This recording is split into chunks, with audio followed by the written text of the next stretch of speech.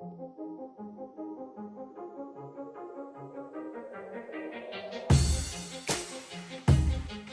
I'm Johnny. Hi, I'm Andre. Hi, and I'm Ryan, and we're from Terra Australis. Today we're focusing our video on shark attacks, and more specifically, the first aid required for a shark attack. We're joined by Stuart Mason, professional paramedic, who's going to assist us with our buddy aid to ensure the victim gets the best treatment they possibly can in the first aid situation. The objective of today is what we wanted to do is go through how to stop blood loss out in the open water by indirect pressure or the use of a leg rope around the affected limb.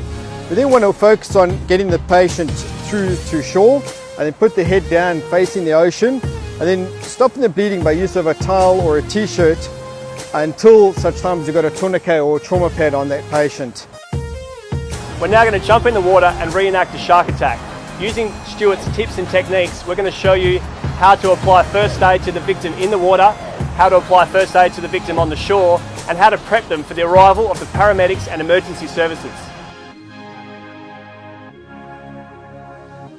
In the event of a shark attack, sound the alarm so fellow surfers and bystanders are aware of the situation and can render assistance.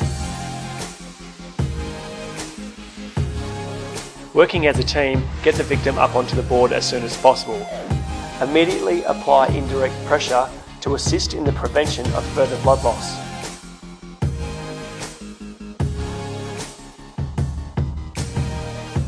Using a leg rope, create a tourniquet by wrapping it around the victim's affected area at least 2 times and pulling it tight.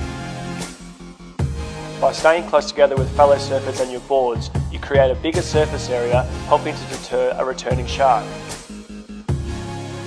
Bleeding from a cut artery can often be controlled by applying pressure to the appropriate pressure point.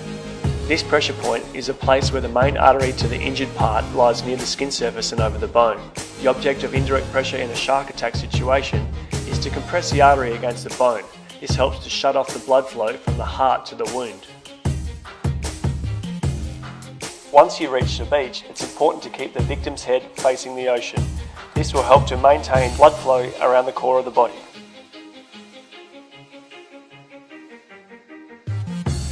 Okay, so once the patient's out of the water, you want to make sure that his head is facing the ocean because 2/3 of your blood supply sits in your legs, and what we want to do is if we have them at this angle, the blood's going to go into the vital organs. Make sure that someone is pushing indirect pressure. If you're still seeing spurting blood, tighten up your improvised tourniquet, your leg rope, and then you might want to get another hand on that over there to stop that bleeding. Get someone to bring in a towel, and where you see the focal spurting blood, just push direct pressure on there.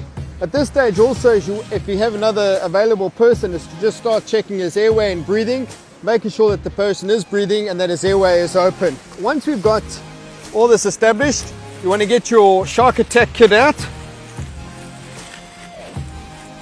and you want to get a tourniquet. With the tourniquet, just unclip it, slide it under the victim's legs, clip it on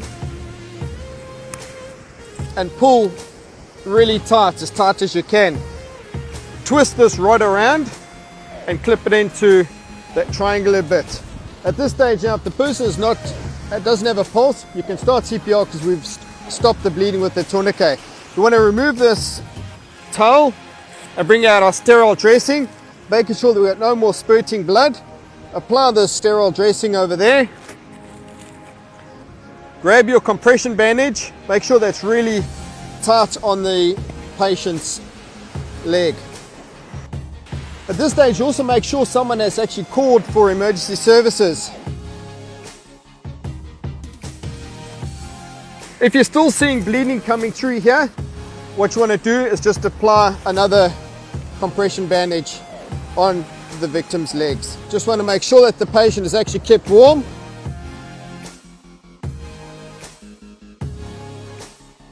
And make sure that your bleeding has stopped and that we're ready to hand over to emergency services.